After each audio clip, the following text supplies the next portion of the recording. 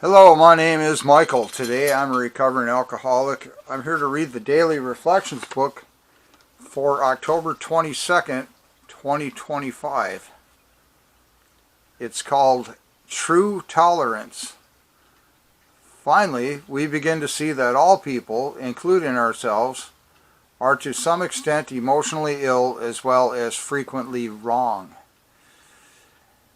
And then we approach true tolerance and see what real love for our fellows actually means. That's from the 12 Steps and 12 Traditions book on page 92.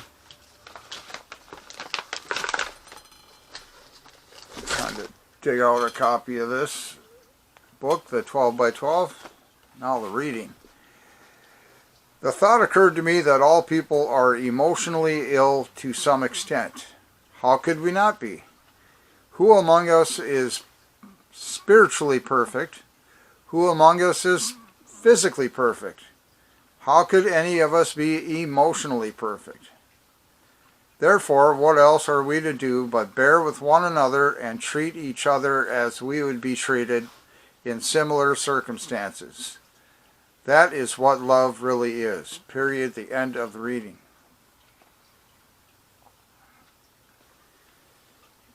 So it's a good thing that this book is written down for us, the Alcoholics Anonymous book, the textbook, the Bible, as people call it sometimes, wrongly, because it ain't the Bible. It's the textbook of Alcoholics Anonymous is what it is, basically.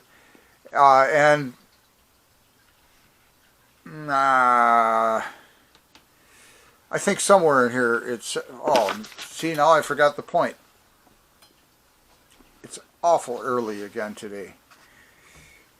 Well, it's not awful. It's just very early. It's a good thing this book has been written, because I can look to it and read the whole thing again to find what I'm looking for, which I'm forgetting what it is. True tolerance. Finally, we begin to see that all people, including ourselves, are to some extent emotionally ill, now I remember, as well as frequently wrong. It says somewhere in here, the Alcoholics Anonymous big book, the textbook.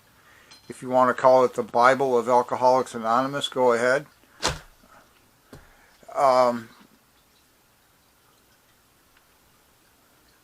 That what we're after in this program, one of many things maybe that we're after. I know at the end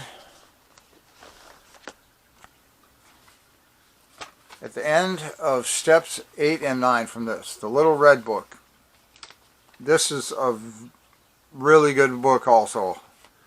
Like, can you see it's kind of condensed? It's small. This has all 12 steps in it, and very much like I'm trying to do in my own words, it breaks down each step, tells you why and how and all this, and then a summary. And at the summary of steps 8 and 9, which now we're in October, this is the 10th month, so I believe this book is trying to teach us about 10th step things, and I'm trying to help that along. I might just be getting in its way. I don't know. You're the audience. Give me a comment.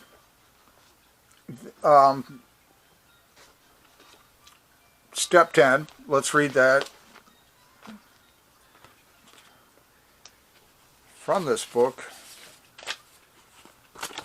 We got the 12 Steps of Alcoholics Anonymous, and then step 10 somewhere down here at the bottom, near the bottom. Continue to take personal inventory, and when we were wrong, promptly admitted it. Period. It's the end of that step 10 from the 12 Steps of Alcoholics Anonymous, found in the back of this book, the Daily Reflections book. This is a book of reflections by AA members for AA members. There. I can hardly get any more preliminary than that.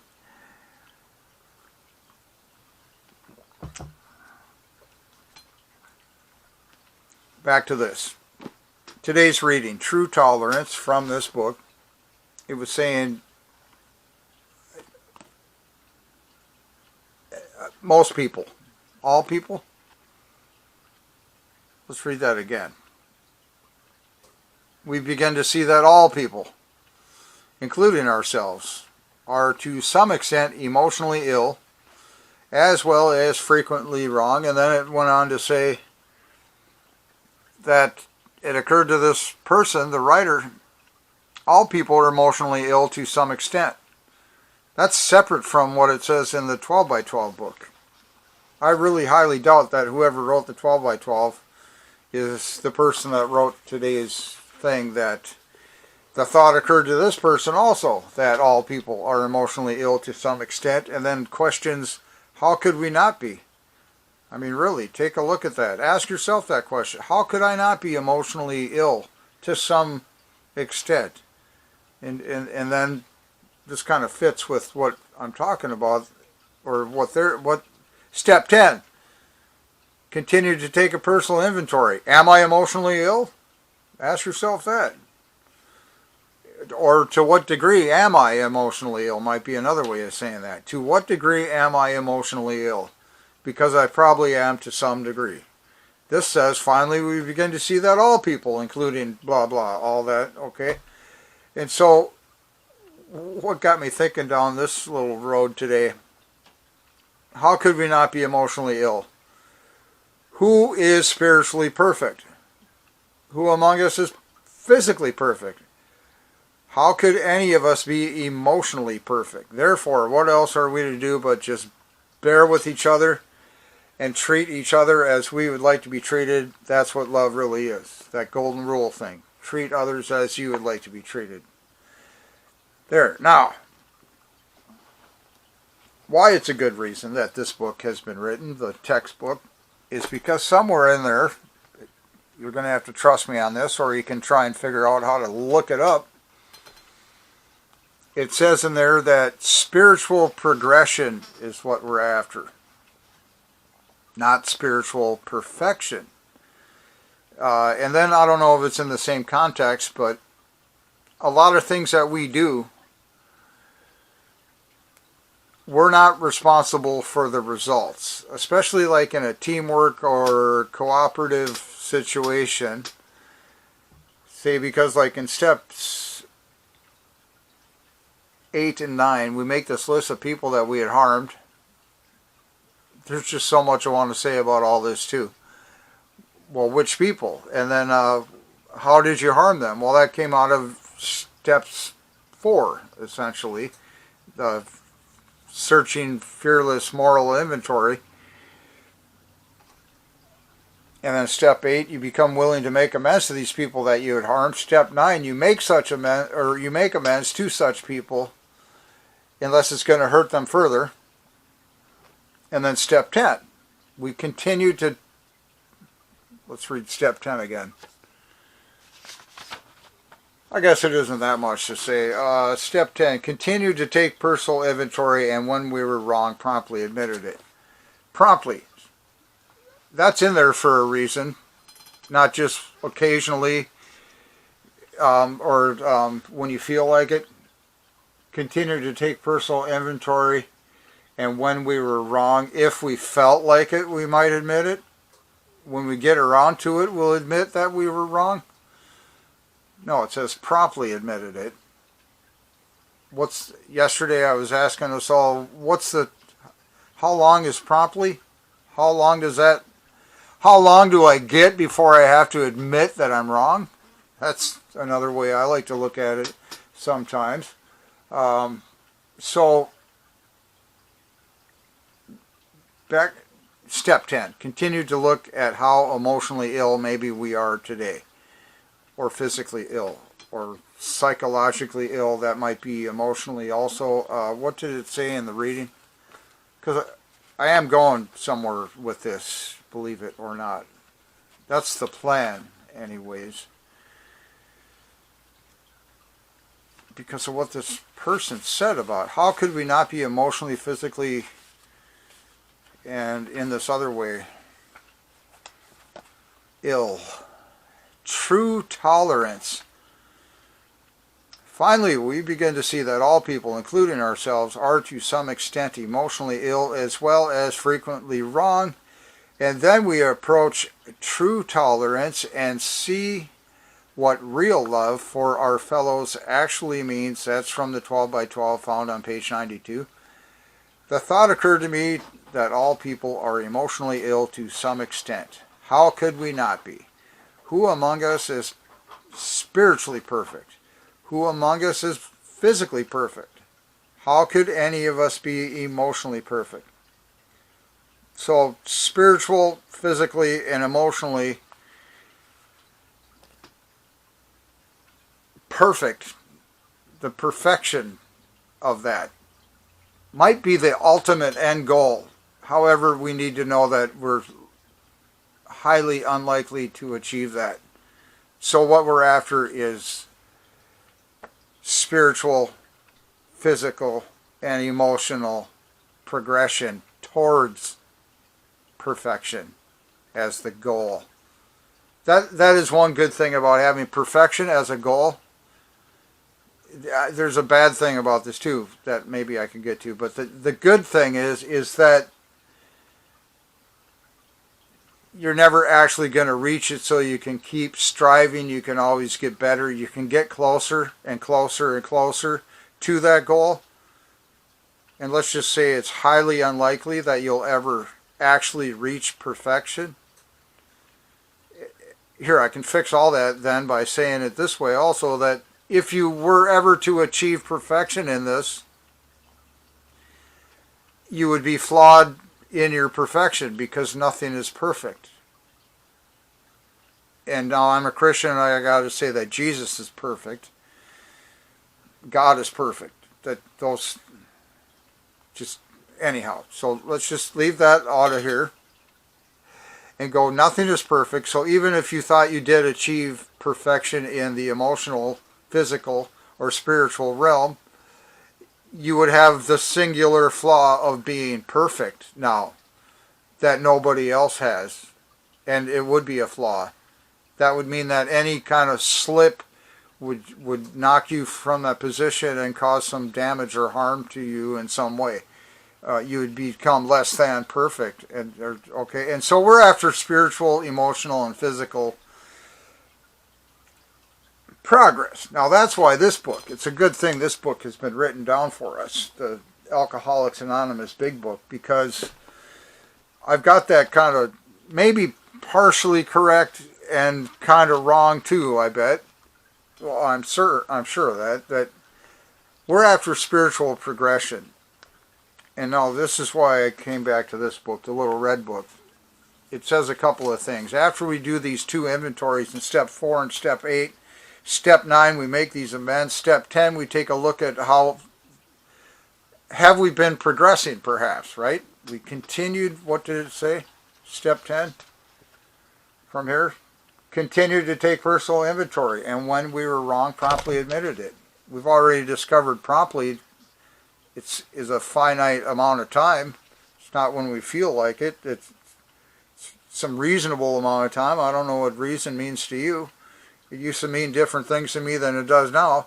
Now promptly means to me, like in a argument kind of thing or a disagreement, like I'm not talking to Bob right here now today. He's not here. Or Fred or Frank or Joe or Tim or anybody. There's nobody here. At some point today, I might run into one of these people, Bob or Tim or Frank or Bob or whoever I said, or even Alice or somebody. Now, seeing as how I'm not with them now, and then I do come in physical proximity and I'm talking to them back and forth, we're talking about stuff, and some kind of disagreement happens or whatever, and I get all full of myself and get, what did I say the other day? These defects start slipping back in there, the selfishness, dishonesty, resentment, and fear. Let's stick to, say, maybe selfishness and fear. Like, I want to have my way and win this argument with Tim or Bob or Ted or Alice or whoever. promptly in this case means that before I separate the physical proximity to these, before we go our separate ways for the day, promptly in my case would be before we do that, I want to make sure that we're good emotionally between us. And if there is any conflict, it's still just strictly a business type of thing. It's not a personal affront against each other or a personal offense. There's nothing personal about it. Okay, and so I don't know, the big book might disagree with me on that. But that's how I think of promptly, at least in the case of that. When I'm personally meeting somebody physically right there, maybe a Zoom meeting or some kind of video call might be the same way, maybe. I'm not sure. But I'm just saying, like, okay, I was here, they're not, and then we get together and we're together, and then before we go apart, I want to make sure that we're not leaving more emotionally ill than we were before we met. So I promptly admit when I was wrong. Continued to take personal inventory. Continued. That might mean every 5 minutes, every 30 minutes, every 6 weeks, 6 years, 6 days, whatever. It might mean every 6 seconds. Continued. That doesn't say we stopped ever. We keep doing it. We keep looking at ourselves. And that's why, again, that if we should be doing that. And here's why. Okay, I didn't get to this because of this little book. Will might. I like saying things like that. Will might explain it to us. Because in the summary of steps 8 and 9, what comes after 9, 10?